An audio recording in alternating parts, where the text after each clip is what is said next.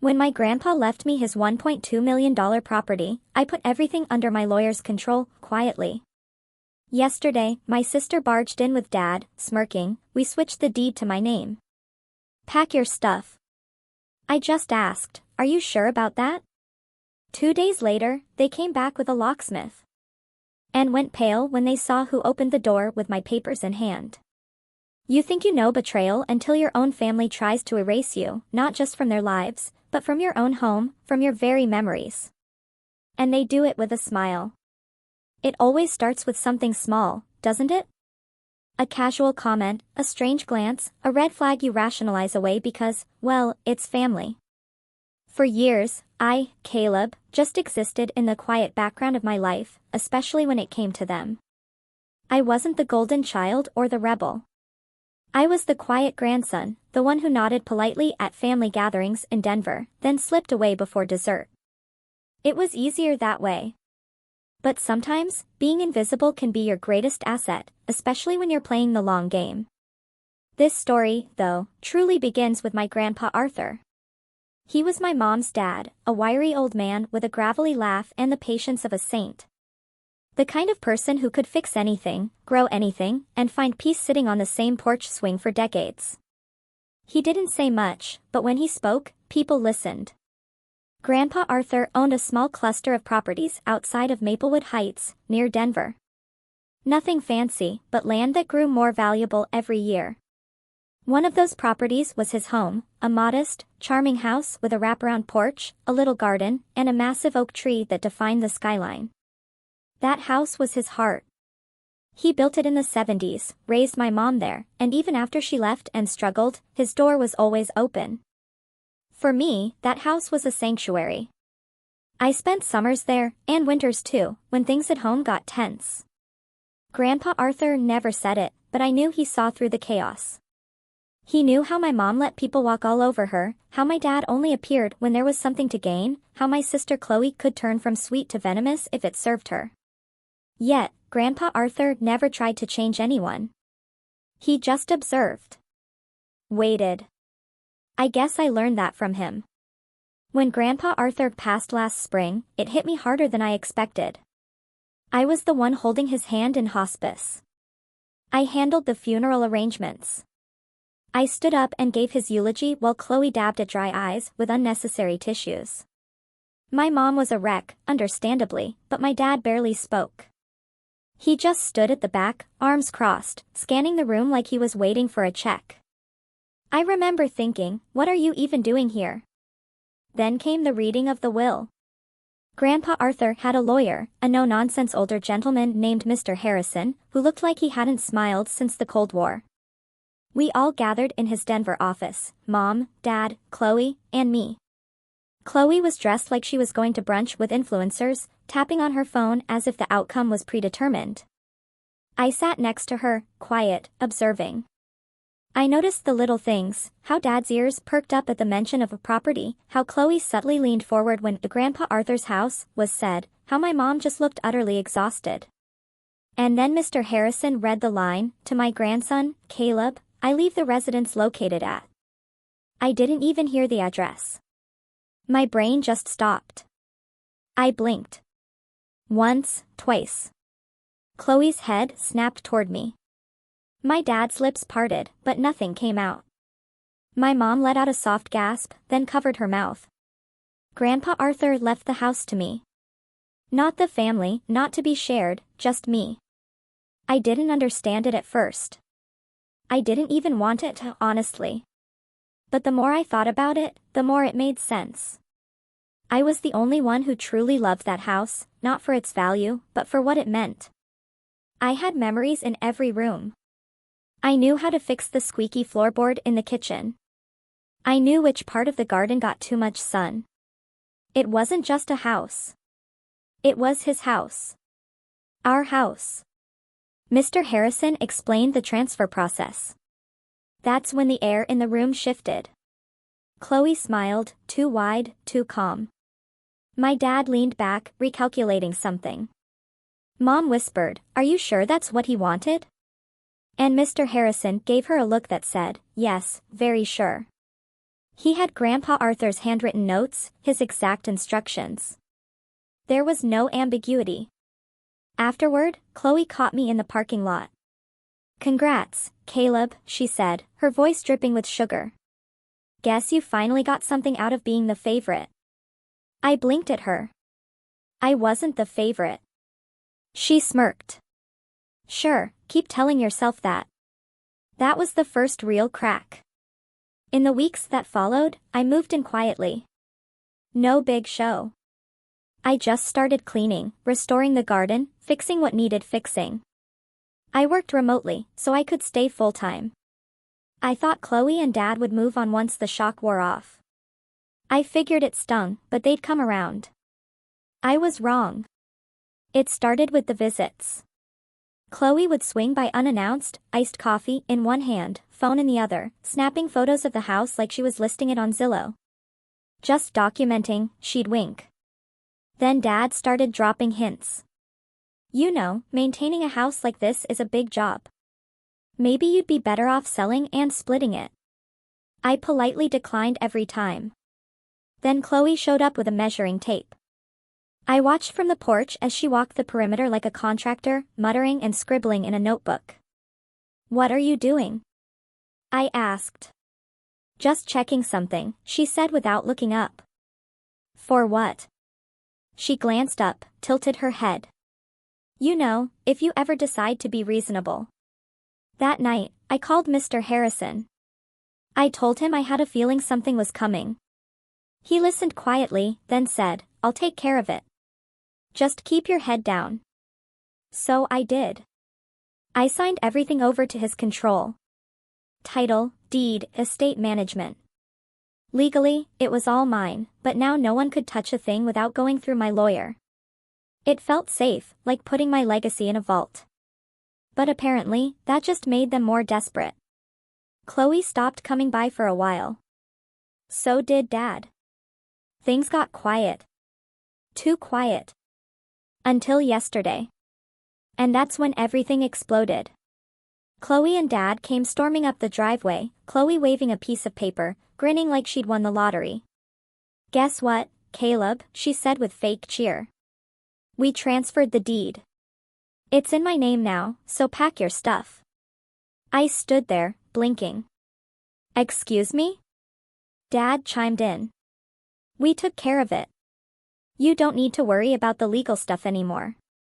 I stared at them, then asked calmly, "Are you sure about that?" They exchanged a glance, like they hadn't expected resistance. Chloe's grin faltered, just a little. 2 days later, they came back with a locksmith, and that's when things really started to get interesting. The thing about people like Chloe and my dad is they only smile when they think they've won.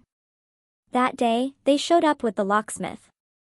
Chloe was practically glowing, strutting up my driveway in ridiculous heels that kept sinking into the gravel, waving some printout like it was a golden ticket.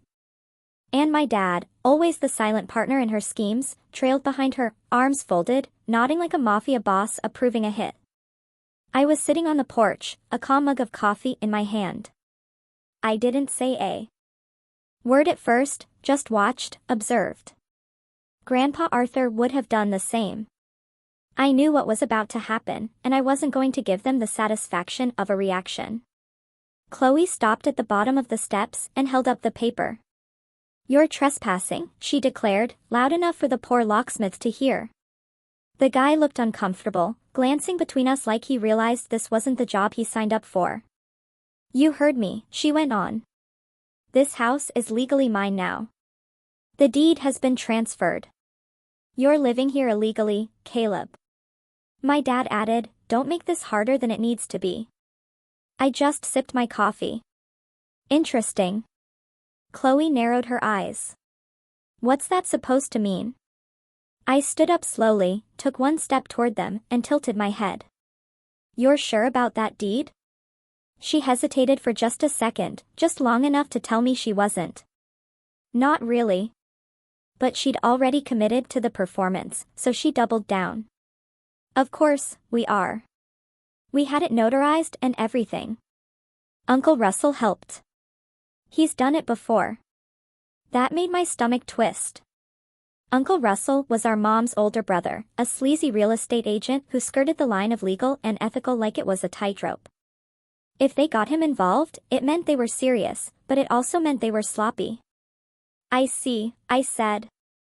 You forged a deed and used Russell to file it. Chloe's smirk faltered. We didn't forge anything. You filed it without the property owner's consent, I said. That's fraud. She rolled her eyes. Oh, please. Grandpa Arthur wanted us to have this house. You just manipulated him. My dad nodded like a bobblehead. He wasn't in his right mind. You took advantage of a dying old man. That one hit harder than I expected. I clenched my jaw. I was with him every day. You showed up once. Drunk. Chloe didn't even visit. She was busy, Dad snapped. Doing what? Taking Instagram selfies and attending yoga brunches? Chloe's eyes flared. You're such a jerk, Caleb. This house was always meant for family, not just for you to hide away like some hermit. Then why didn't he leave it to you? That shut her up. The locksmith, sensing the tension, cleared his throat. Look, maybe I should come back later. This feels like a family thing. Chloe spun around. No, you're getting that lock off now. I watched the poor guy shrink a little as she shoved the paper toward him. He stared at it for a long time. This isn't even the original. It's a printout. We have the original at home, she snapped. This is just a copy. Even so, he said carefully, I can't legally remove a lock if the occupant says they live here and have proof of ownership. I smiled. Would you like to see mine? Chloe turned scarlet. You can't just wave some paper around and say it's yours. But I was already walking back inside. I returned with a slim folder. Not flashy, not thick, just a few pages. Official. Stamped. Signed. The locksmith took one glance, nodded, and stepped back like the house was radioactive. Yeah, I'm out. Good luck with that. He practically jogged down the driveway to his van. Chloe and Dad stood there, stunned. I tucked the folder under my arm. Next time, I said quietly, bring a lawyer, not a thief. They didn't say anything, just turned and left, Chloe stomping like a toddler in heels. I thought that would be the end of it, but it wasn't. A few days later, I started noticing weird things. My mailbox was left open. The garden hose had been slashed. One of the tires on my car had a slow leak. Nothing major, just little annoyances, enough to make me paranoid. I installed cameras, locked every window, made copies of everything, and sent them to Mr. Harrison. He called me the next morning. You were right, he said. They filed something at the county clerk's office. Fake deed. It's already under review, but they'll probably try to stall. Delay. Make your life miserable. What do I do? Stay calm, he said. Don't confront them again. Let me handle it. But be prepared. They're desperate. He wasn't wrong. That weekend, I went out for groceries. When I came back, my front door was wide open. At first, I thought I'd been robbed, but nothing was missing. Everything was just rearranged. Furniture moved, photos removed from the walls, my clothes dumped out of drawers. It was like someone had tried to erase me, like they were reclaiming the space. On the kitchen counter, there was a note. In Chloe's handwriting, this house is mine. Enjoy your little vacation while it lasts. I took a photo, sent it to Mr. Harrison. He replied, change the locks again. Keep documenting everything. I did, but that was the moment something in me snapped. Up until that point, I had played it cool, quiet, respectful. I still believed that eventually they'd back down. That maybe, just maybe, some piece of them would remember we were family. But standing in that living room, looking at my childhood memories scattered like trash, I realized something important. They didn't see me as family. They saw me as an obstacle. And obstacles get pushed. That night, I couldn't sleep. I just lay there on the couch, because they dumped my mattress on the floor, staring at the ceiling and replaying every moment from the past year. Every fake smile, every subtle dig. Every time Chloe accidentally forgot to invite me to a family event, every time Dad talked down to me like I was a clueless kid, every moment my mom looked the other way. This house was supposed to be a gift, a legacy, but it had become a battlefield. And for the first time in my life, I was ready to fight. Not with fists, not with yelling, but with something far more dangerous. Leverage. I started digging. Chloe wasn't exactly discreet about her life. Her Instagram was practically a diary of bad decisions. Fancy vacations with sketchy business partners. Tagged locations in places she claimed she'd never been. A photo of her in front of a property she once insisted she barely visited when the family asked why she wasn't around for Grandpa Arthur's final weeks. And Dad? Well, let's just say there's only so much you can lie on a bankruptcy filing before things start to look suspicious. I compiled everything quietly, carefully. Then I made a call to Mr. Harrison. I want to push back, I said. Not just defend. I want to go on the offensive. There was a pause. Then, for the first time ever, I heard him chuckle. Good, he said. Let's make them regret it. But before we could act, they escalated again. And this time, they didn't just target me. They went after Mom. She called me one afternoon, her voice shaking. Chloe and your father stopped by. They said you're evicting them from the family legacy. They said you're planning to sue everyone. What? They said you forged the documents, she whispered. That you tricked your grandfather. That you're trying to take everything for yourself. I felt my heart pounding.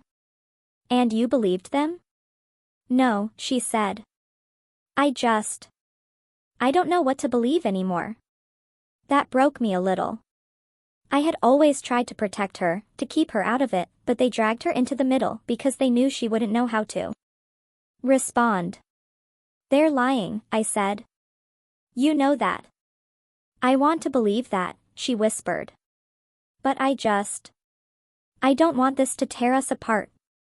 I wanted to scream. It was tearing us apart, but not because of me. That night, I sat on the porch again. Same coffee mug, same silence. Only this time, it wasn't peaceful. This was war. And they had no idea who they were messing with.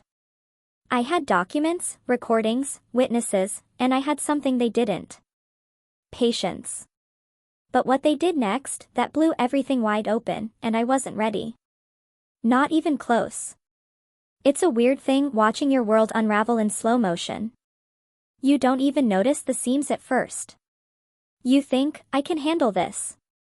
You think if you stay calm, if you play it smart, if you just let them tire themselves out, it'll pass. But there's always a moment, one moment when it hits you that the damage is already done. You've already lost something. Even if you haven't figured out what yet. For me, that moment came on a rainy Tuesday afternoon. The kind where the sky hangs low like a warning, and the world feels smaller somehow. I had just come back from running errands, groceries, dry cleaning, a quick stop at the bank to grab a certified letter Mr. Harrison wanted me to deliver.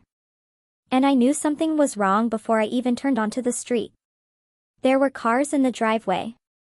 Not just Chloe's ridiculous white SUV, but my dad's old BMW, too, parked sideways, blocking mine.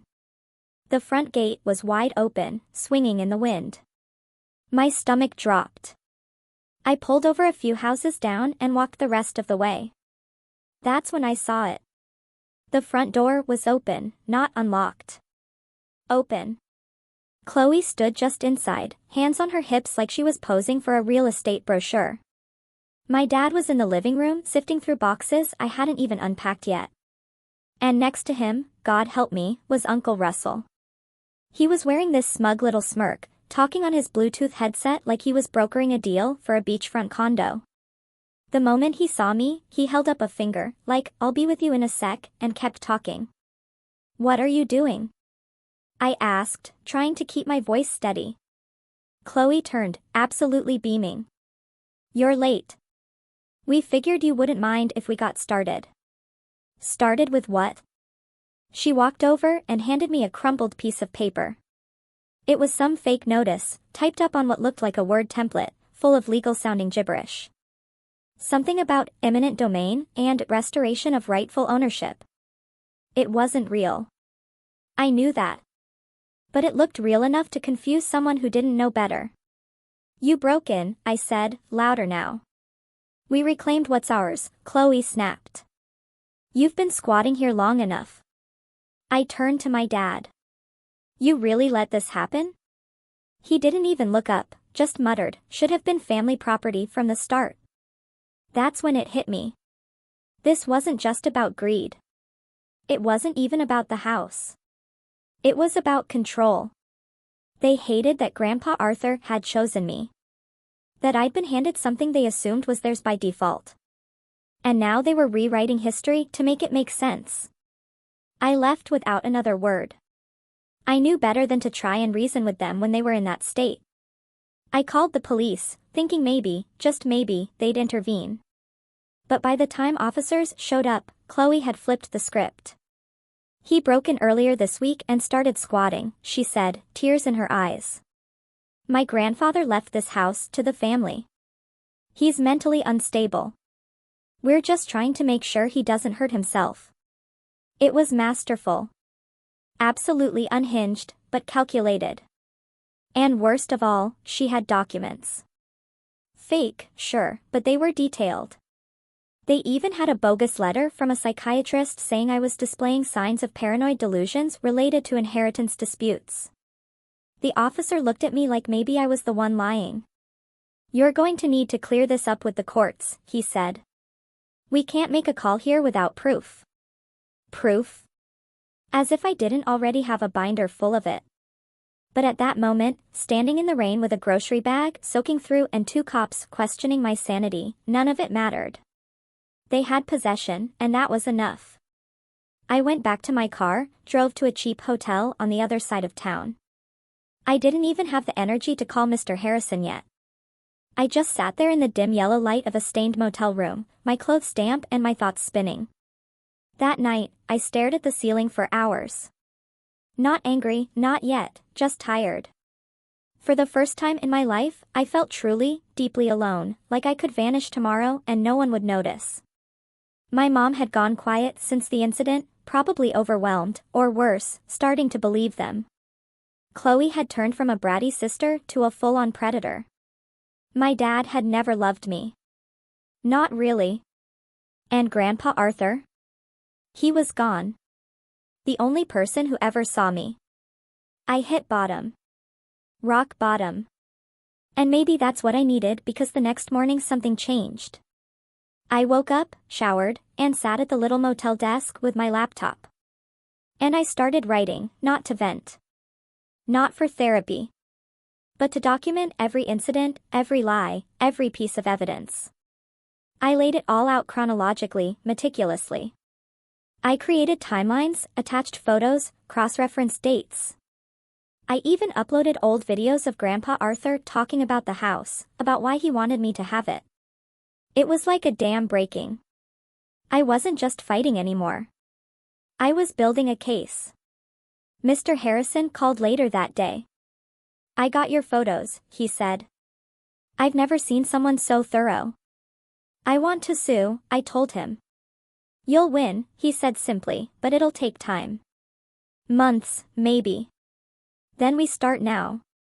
He paused, then said, actually, I might have an idea. Something quicker. It wasn't flashy. It wasn't even aggressive, just a quiet, deliberate escalation. He filed an emergency injunction to prevent further activity on the property, construction, leasing, sale, anything. Then he triggered a legal motion to investigate the forgery of the deed. But the best part?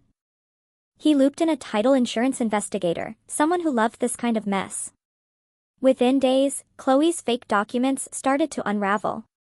Uncle Russell's name flagged a half-dozen previous property disputes, including one that ended with a quiet settlement for clerical errors. Suddenly, people were watching, not just lawyers, but authorities. Chloe had no idea. Neither did Dad. I played it cool, stayed silent, let the pressure build, and in the meantime, something strange started happening. I started to heal. Not all at once, but little things.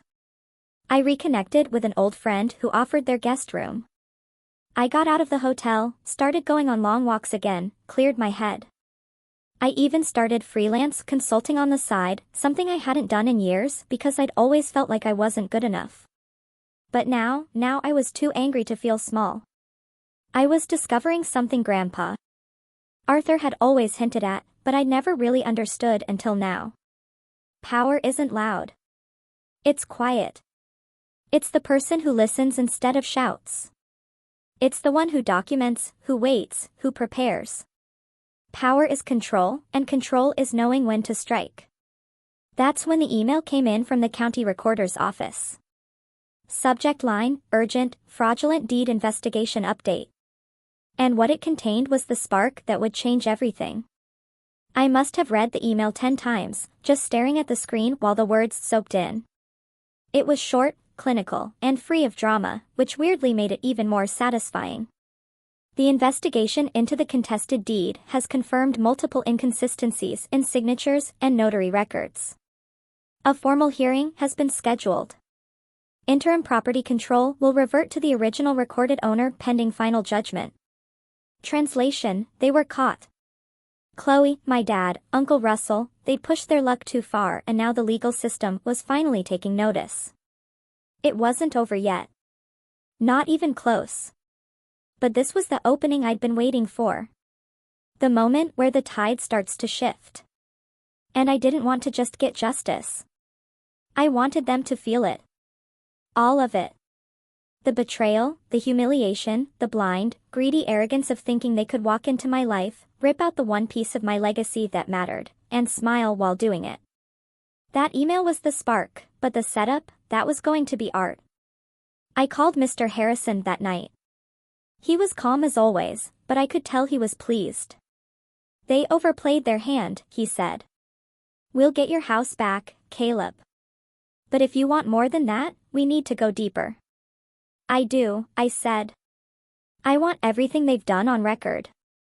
Then let's start with Uncle Russell. The next morning, Mr. Harrison filed a formal complaint with the state licensing board for real estate professionals. It wasn't hard. Russell's name was already on a watch list, and our evidence, including the forged deed, false notary stamps, and that sketchy Word document Chloe had shoved in my face, was the nail in the coffin. Then we filed a civil suit, fraud, forgery, trespassing, emotional damages, property interference, the works. Mr. Harrison even added Chloe's name directly to the complaint. Not just as a participant, as a primary actor. Make her feel it, I told him. Oh, she will. But I wasn't just building legal cases. I was building leverage. And leverage, as Grandpa Arthur once told me, is best used when no one sees it coming. That's when I started reconnecting with the family. Not Chloe or Dad. No, the rest of them. The aunts and uncles. Cousins I hadn't seen in years. People who still talked about Grandpa Arthur like he was a legend, which to me he was. It started with one cousin, Melanie. She was older than me by a few years, but we'd always gotten along when we were kids. I reached out, told her what was going on, sent her the court filings, showed her the fake deed. Her reply, holy crap. I knew Chloe was shady, but this is next level. She wasn't the only one. Word spread fast, and soon I had half a dozen relatives texting me asking what they could do to help. Not all of them were close to Chloe, but some were still in contact with Dad. And what they sent me was pure gold. One of my cousins forwarded me screenshots from a group chat Dad was in, bragging about taking the house back and calling me mentally soft and too passive to fight. Chloe had written, he won't do anything. He's weak. He let us in. That one stung, not because she was wrong, but because she used to know I wasn't. But she forgot something important. I don't fight loud. I fight quiet. And while they were out there flexing fake paperwork and high-fiving each other for breaking into a dead man's house, I was lining up a strategy that would hit them so hard they'd feel it in their tax returns. See, I remembered something else Grandpa Arthur used to say: when someone takes something from you, don't just take it back. Take back twice as much, and make sure they see you smile while you're doing it. So, I decided I wasn't just going to reclaim the house. I was going to ruin their reputation, financially, legally, socially. And I was going to do it with their own words. The cousin who had the group chat screenshots also happened to have access to some juicy info. Chloe had been applying for a business loan. Apparently, she was planning to open her own yoga studio and wellness cafe, and she had been using the property as collateral. Except, of course, she didn't own it. That was bank fraud. Mr. Harrison nearly choked on his coffee when I told him. Can you get me those applications? Already on it. He drafted up another motion, this time aimed directly at freezing any attempts to use the disputed property in financial transactions. It was obscure, but legal, a kind of temporary lien pending the outcome of fraud litigation. We sent the freeze notice to every local bank we could find. That same week, Chloe's loan got denied. Then came the cherry on top. I reached out to a family friend who worked in local real estate and asked if he could run a discreet background check on Uncle Russell's listings. 2 popped up with similar clerical inconsistencies. Mr. Harrison filed complaints with those owners, too, letting them know they might be victims of title fraud. By the end of the month, Russell was under review by the state board. And Chloe, well, Chloe started losing followers. I didn't even have to do anything for that part. Her Instagram had been full of flashy posts about manifesting property wealth, and how I inherited a $1.2 million estate by aligning with my truth. Once news started to spread that she was being sued for stealing that property, people turned. One of my cousins anonymously posted the court docket in the comments. Then someone else uploaded a screenshot of the fake deed with the caption, "This you?" She lost 2 sponsorship deals that week. But here's the part one haven't told you yet: the house. I never left it. I let them think I did. That rainy day when Chloe staged the fake takeover, I drove away, sure. I stayed at the motel, but before I left, I installed a hidden camera, one of those tiny pinhole ones Grandpa Arthur used to keep in his workshop for security. Tucked right into the bookshelf behind the couch. It recorded everything. Every time Chloe walked in and declared the place hers. Every time my dad opened drawers and muttered about what he was going to sell. Every time they laughed about me being too slow to fight back. And every time they made calls to the bank, to Russell, to potential renters discussing terms. That footage was now sitting on Mr. Harrison's desk. I've seen criminal trials with less evidence, he said. But I wasn't finished yet. Because now that I had control of the legal narrative and the emotional upper hand with the extended family, it was time to hit them where it really hurt, their pride. So I waited for the perfect moment. And when it came, oh, it was beautiful. 2 days before the court hearing, Chloe planned a house blessing event. She posted about it online, invited friends, influencers, and even a few distant family members who didn't yet know the truth. She captioned it, "So proud to continue Grandpa's legacy. Can't wait to show you all the renovations." Renovations. That's when I knew I had her, because altering the property while it was under legal dispute, that's not just stupid, that's illegal under the injunction. So I made a call to the county. Then I made another one. And then I made a third. And on the day of the house blessing, Chloe showed up with her little white balloons and catered vegan cupcakes, only to be greeted by a sheriff's deputy, a court officer, and a very polite county inspector holding a cease and desist notice. They shut the whole thing down in 20 minutes. People started asking questions, and then I walked up the driveway, documents in hand, smiling like I was there for the cupcakes. Chloe turned ghost white. "You're not supposed to be here," she hissed. I held up the court notice. "Actually, I am." Her voice cracked. "You're insane." "Maybe," I said, stepping past her. "But I'm still the legal owner." And then the front door creaked open, and for a second, Chloe looked like she'd seen a ghost. Standing in the doorway wasn't me. It was Mr. Harrison, in a sharp gray suit, legal folder in one hand, and a court officer standing directly behind him. Calm, unbothered, like he was stepping into a conference room and not a battlefield that had once been my grandfather's porch. Chloe froze. Her eyes darted from me to Mr. Harrison to the sheriff's deputy beside the county inspector. Dad, who had just rounded the corner of the house, holding what looked like a tray of wine glasses, stopped mid-step and blinked like a deer in headlights. Uncle Russell nowhere to be seen. The house blessing party had fizzled into a puddle of confusion. Guests murmured. Someone whispered, "Is this that lawsuit thing?" The decorator awkwardly deflated a balloon. Chloe's yoga instructor friend snapped a picture for Instagram, then immediately deleted it when she realized what was happening. Mr. Harrison took a step forward. "This property," he said, voice clear, calm, and just loud enough, "is currently under injunction due to a pending fraud investigation. No gatherings are allowed, no alterations, and certainly no attempts to transfer or lease ownership." Chloe's mouth opened, then closed, then opened again. "This is a family event," she said, flailing. "We're just honoring Grandpa's legacy." "You mean the legacy you attempted to falsify legal documents to steal?" Mr. Harrison replied flatly. "Those weren't falsified," she said, her voice cracking. "You're just jealous because, she turned to me, because he manipulated everything." Mr. Harrison ignored her. He turned to the court officer. "Execute the notice." The officer stepped forward and handed Chloe an envelope. "Another to my dad." "I suggest you vacate immediately," the officer said. "Any continued occupation of this property without the owner's consent may be considered trespassing and will be enforced accordingly." "This is insane," Chloe shouted. "You can't just throw us out like criminals." She looked to Dad, waiting for backup. But Dad didn't say anything, just stood there tight-lipped, hands gripping the wine glasses. The color had drained from his face. And for the first time in my life, I saw it. Fear. Not anger, not arrogance. Fear.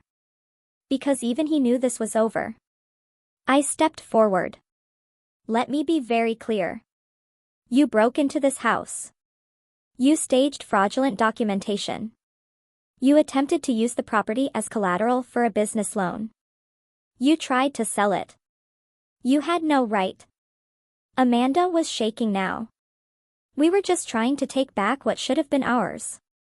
"But it wasn't," I said. "It never was." She lunged forward. "Grandpa Arthur loved all of us. He would have wanted, Grandpa Arthur saw through you." I snapped, my voice rising now. "He knew exactly who you were, Chloe. That's why he didn't leave the house to the family. That's why he left it to me. Because he saw who showed up when it mattered and he saw who didn't." She flinched like I'd slapped her. For a moment, the silence wrapped around us all like fog. Then she whispered, "You think this makes you better than me?" "No," I said. "I know it makes me different." Then I turned away, and the deputy escorted them off the property. Chloe protested the entire way, loudly. The kind of performative rage that only someone deeply humiliated could muster. She made threats, promised lawsuits, said she'd expose me for who I really was, whatever that meant. Dad didn't speak, not once. He didn't even look at me as he got in the car and drove off without her. That night, the house was finally quiet again.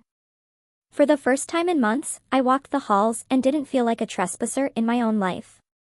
I sat on the old porch swing Grandpa Arthur built with his bare hands and watched the sun set behind the oak tree. The air was clean. Still. Mr. Harrison came out a few minutes later. "I thought you might like this," he said, handing me a thick manila envelope. Inside was the final ruling from the judge. The hearing had been expedited due to overwhelming evidence. The property was officially, irrevocably mine. The fake deed was nullified. Chloe and Russell were being investigated by the state. Criminal charges were pending. Civil penalties were already accruing. And there was more. The business loan Chloe had applied for using the property as collateral? She'd already spent part of the advance through a shady third-party lender before the freeze hit, which meant default, which meant she owed money she couldn't pay fast. And Uncle Russell? His real estate license had been suspended, pending a full audit. He'd quietly taken down his website and gone off social media completely. Rumor was he was preparing for a lawsuit of his own from one of the other property owners who discovered their deeds weren't entirely accurate. I wasn't interested in gloating, but I was interested in closure. So, I wrote Chloe one final letter. Short, simple. I hope you understand now what this house meant to me, what Grandpa Arthur meant to me. You tried to take everything from me, not just property, but history, memory, peace. I didn't retaliate with lies or violence. I used the truth. You lost, and you earned it. We are not the same. I never heard back. That fall, I restored the garden, repainted the porch, fixed the broken fence Chloe backed into during one of her tantrums. I found an old journal of Grandpa Arthur's in the attic, buried under a pile of dusty photo albums. It wasn't long or full of wisdom, just notes, sketches, ideas, quotes he liked. One page caught my eye. Character isn't who you pretend to be in front of others. It's who you are when you think no one's watching. That's who I'm leaving this house to. It wasn't signed. It didn't need to be. That winter, I invited some of the extended family over for dinner. Cousins, aunts, people who hadn't stepped foot in the house since the funeral. We laughed, shared stories, passed around old photos. Grandpa Arthur's spirit was everywhere. In the walls, the garden, the swing. And now, it felt like he was finally at peace. They say revenge is best served cold. But I think they're wrong. It's best served quietly, with unwavering patience and undeniable facts. What do you think? Have you ever had to fight for what was rightfully yours? Tell me your story in the comments below.